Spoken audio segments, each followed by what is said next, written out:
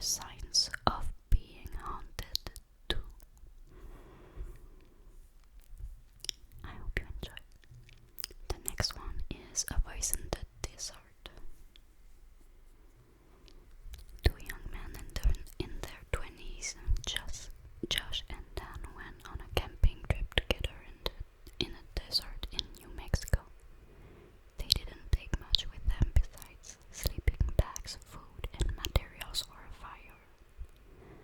After they cooked their dinner, they fell asleep as they gazed up into the starry night sky.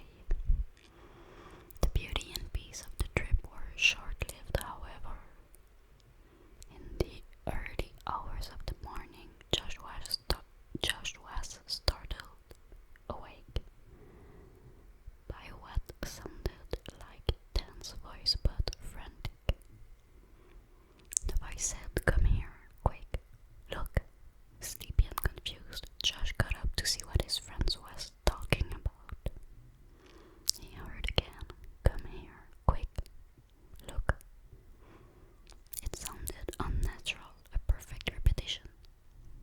Josh took a few steps forward and then someone grabbed him from behind. He turned around to see Dan, with his fingers in front of his mouth, warning Josh to keep quiet. Sorry for that noise. They rolled up their sleeping bags and left. They still don't know who or what was trying to lure Josh away into the desert. Sorry for the breathing. I'm trying not to breathe into the mic. Next story is Echoes of the Past.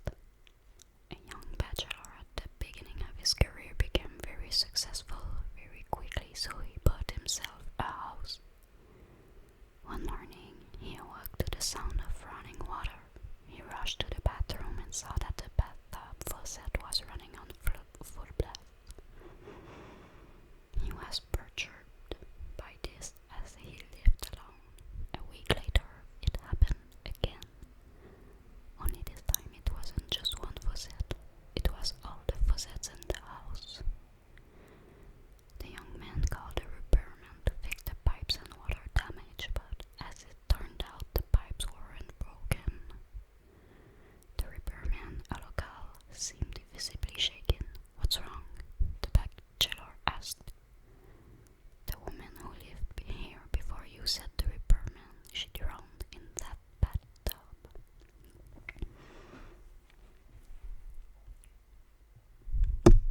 Sorry.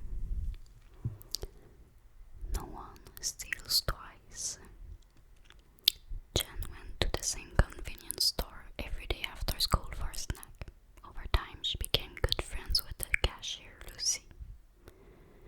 Out of curiosity, one day, Jen asked Lucy how she would stop someone if they tried to steal from the store.